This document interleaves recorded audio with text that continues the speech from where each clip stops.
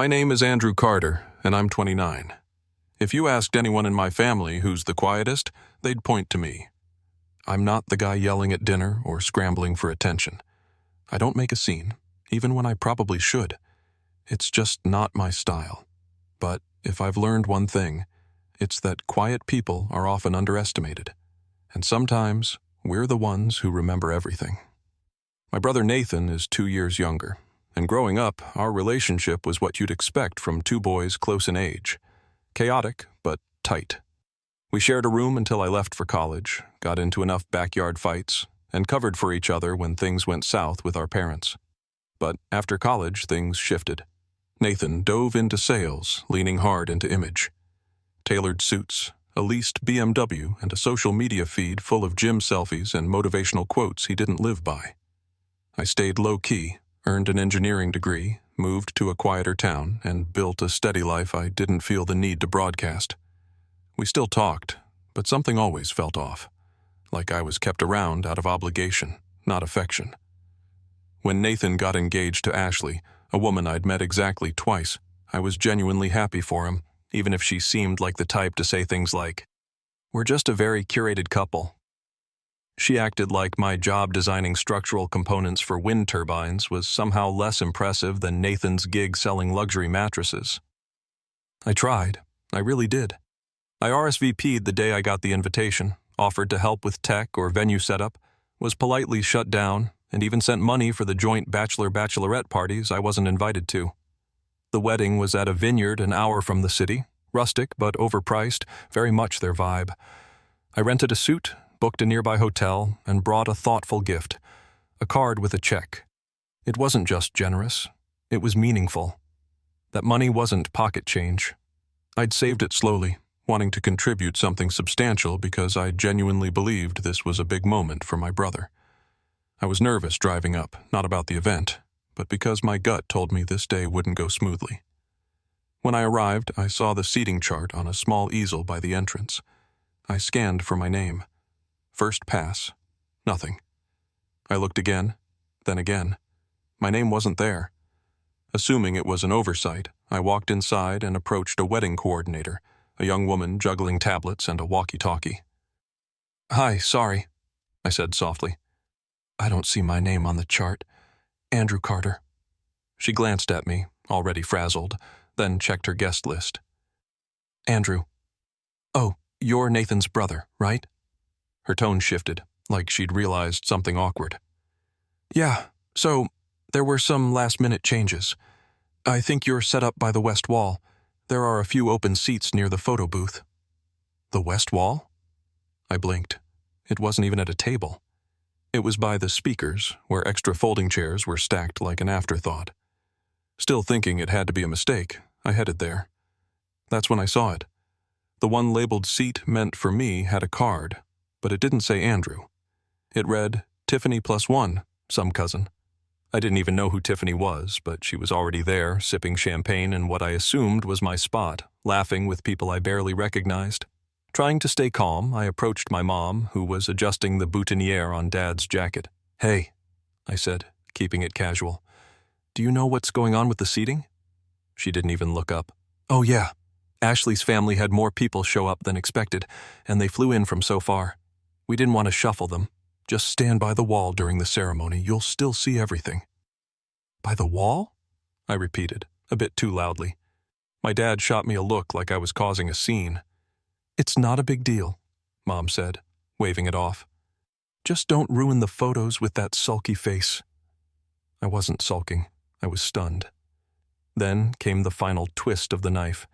Ashley's voice, bright and sharp behind me. "Oh, good. You found your spot." She didn't wait for a reply. "We're just trying to keep the family photos clean, you know?" My face must have said everything I was holding back because she quickly added, "Nothing personal. You'll be in the reception shots, promise." I nodded, lips tight.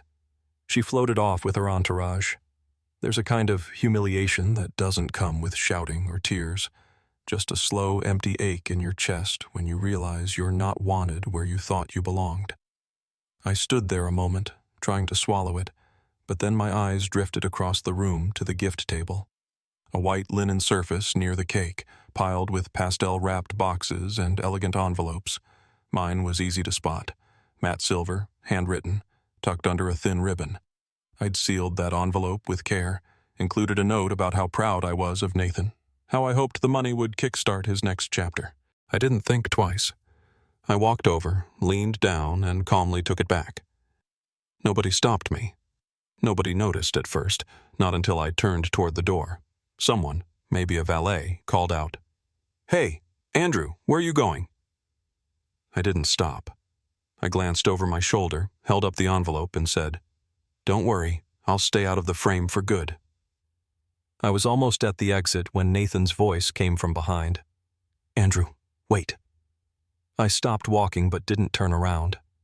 I stood by the big double doors leading to the gravel lot, one hand on the polished brass handle, the other clutching the envelope like it was the only solid thing holding me together. "Andrew," Nathan said again, closer now, his shoes softly crunching on the floor. "Come on, man, don't do this. It's not that serious." I turned slowly and, for the first time in years, really looked at him. He stood there in his designer tux, bow tie slightly askew, champagne still fizzing in the flute in his left hand. He looked confused, like I was making a scene, like he hadn't just relegated his own brother to a folding chair by the photo booth because Ashley's cousin brought an extra guest. "Not that serious," I repeated quietly.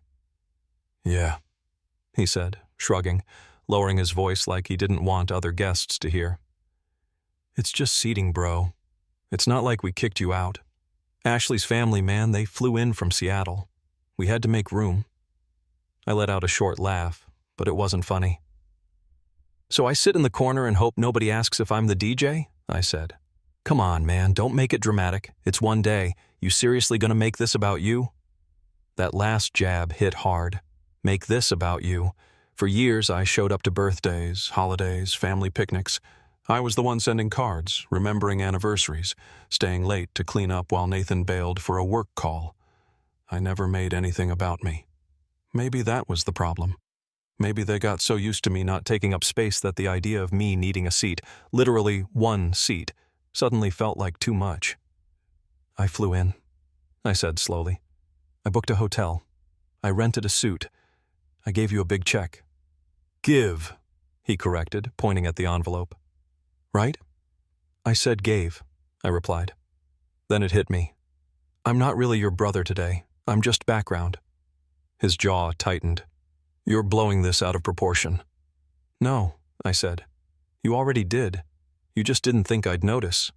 He sighed, rubbing his temple. "Look, it was Ashley's call." "Fine."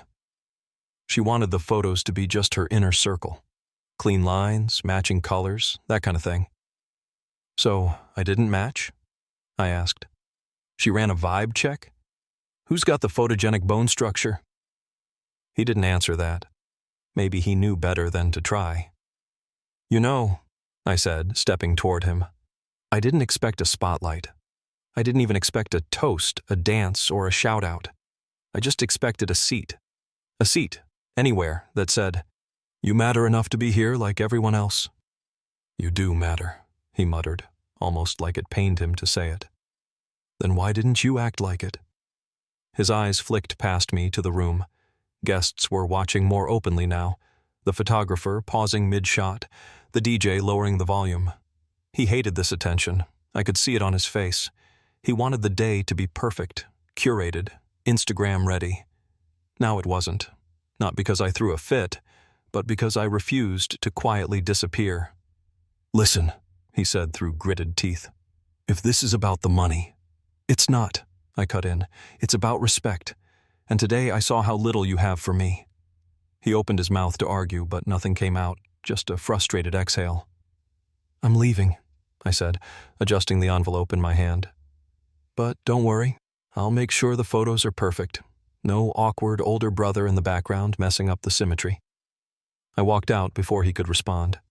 Gravel crunched under my shoes as I headed to my car. I didn't cry. I didn't throw anything. I just sat behind the wheel for a moment, watching the vineyard fade in the rearview mirror. It was surreal, like I'd just walked off a movie set where I didn't make the cut for a lead role, or even a supporting one.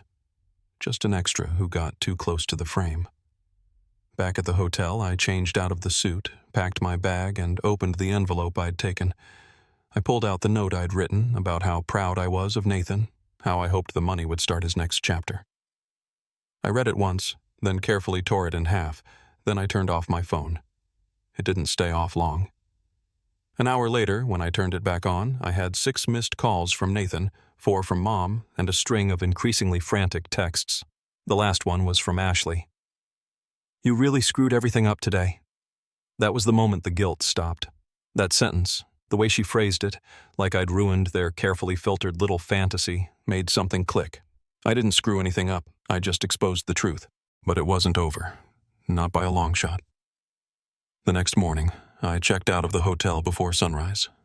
The clerk barely looked up as I handed over my keycard, which was fine. I wasn't in the mood for small talk. I grabbed a stale croissant from the breakfast bar, tossed it on the passenger seat, and drove out of that vineyard town like it owed me money.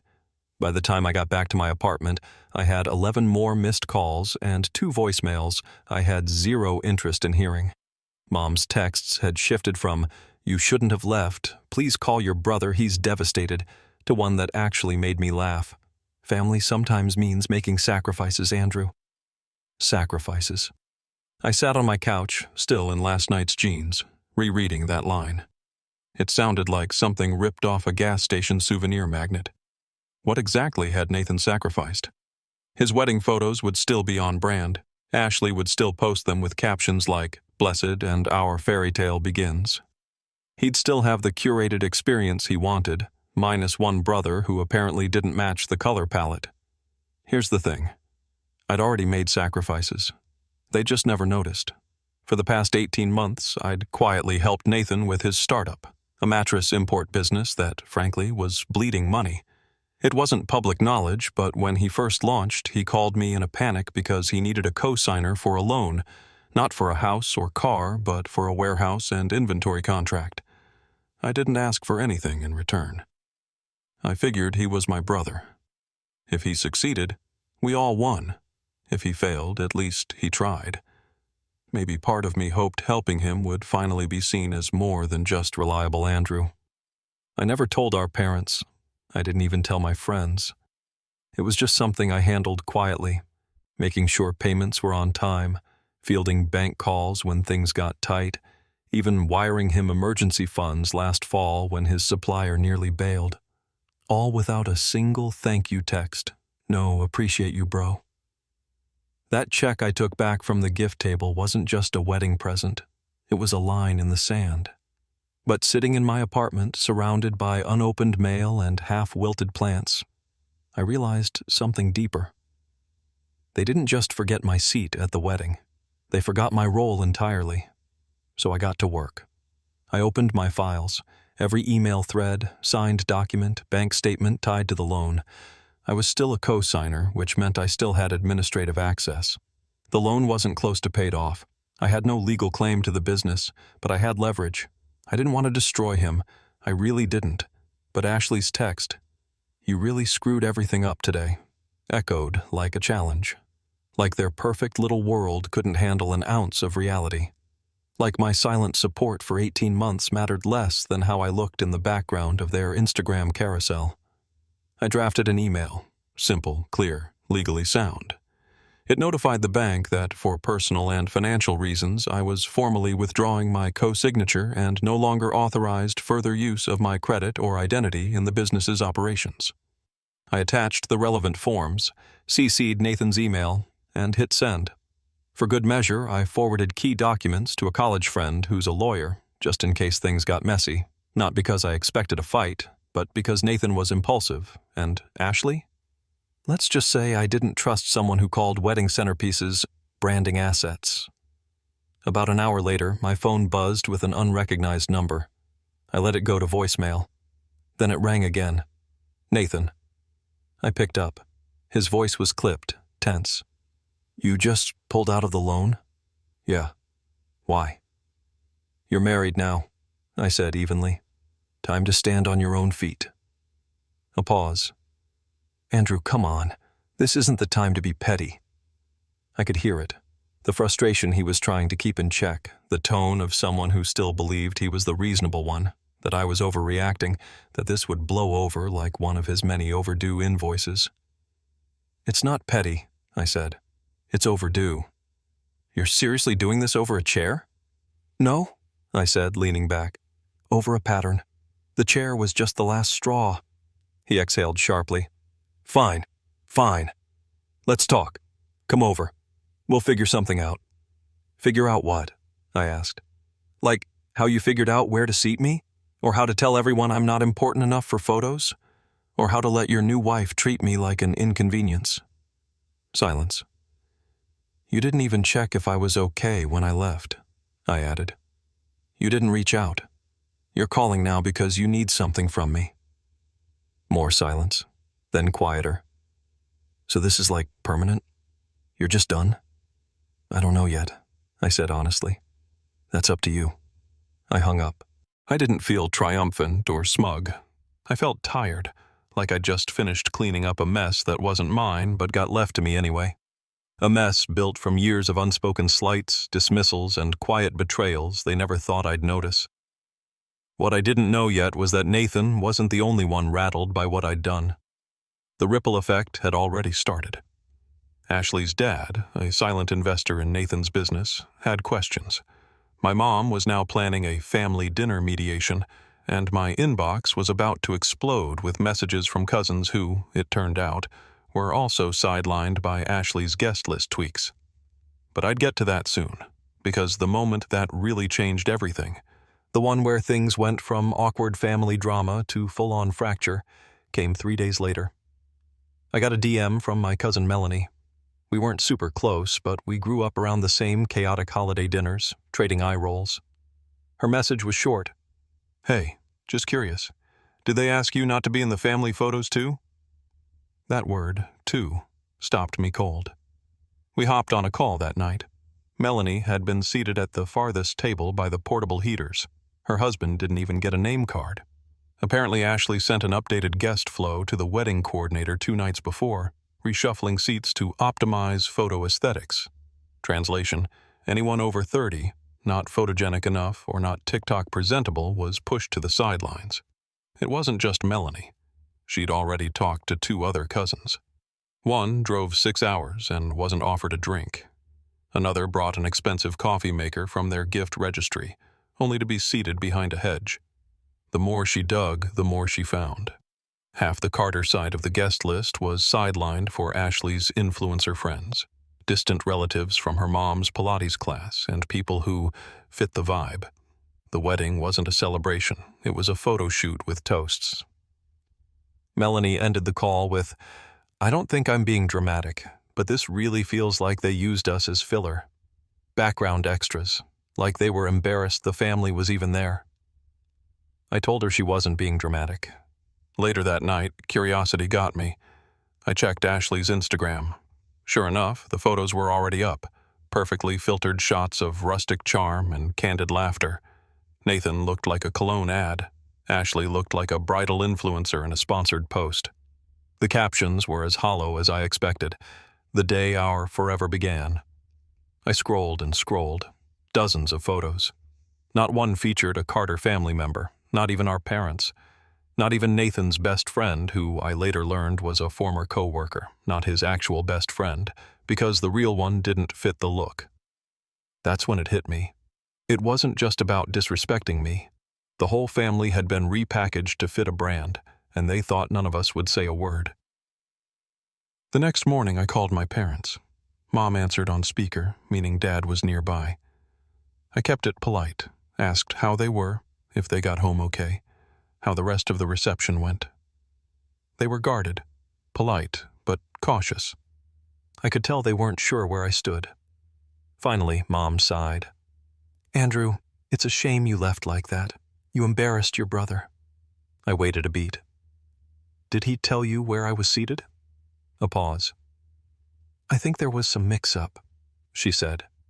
You should have quietly said something to make it look better on camera. Make what look better? I asked, not hiding the edge. She didn't answer. I'm not mad, I said calmly. I'm just tired of pretending I wasn't treated like an afterthought. And it sounds like I wasn't the only one. That got their attention.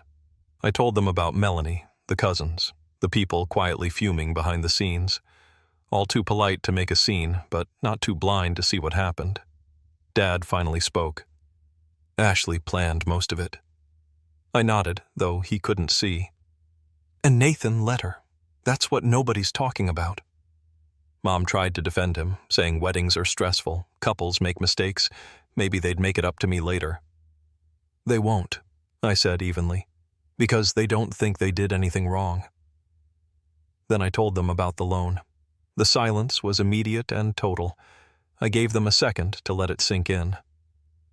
You what? Dad finally asked. I co-signed a loan for Nathan's warehouse, I said. 18 months ago. I covered payments he couldn't make. Nobody knew because I didn't make a thing out of it. I just did it quietly, like always. Mom's voice wavered. Why didn't you say anything? Because I thought that's what family does, I said. I thought I was helping. I let the silence hang again.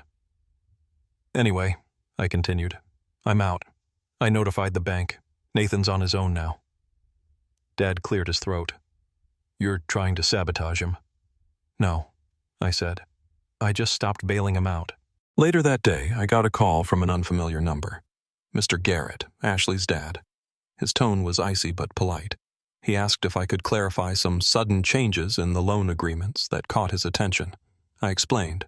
My prior involvement, my formal withdrawal, and the fact that I had no legal obligation to keep supporting a business that excluded me financially and personally from the start.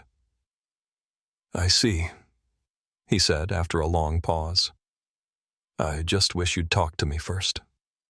I wish a lot of things had been done differently, I replied. The next 48 hours were a blur. The fallout spread fast. Nathan called 3 more times, leaving voicemails I didn't answer. One angry, the next apologetic, the third a mess of half excuses and forced chuckles.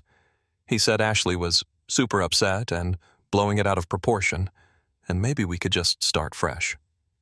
I didn't want a fresh start. I wanted closure.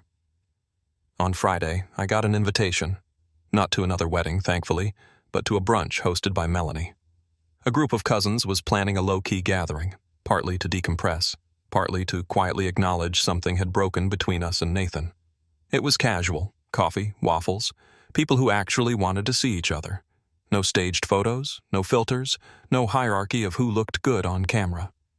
We swapped stories, laughed at the absurdity, cried a little too, especially one cousin who paid for her flight on credit just to support the family. Toward the end, Melanie looked at me and said, "Thanks for walking out. We all thought about it. You just had the guts to do it." That stuck with me.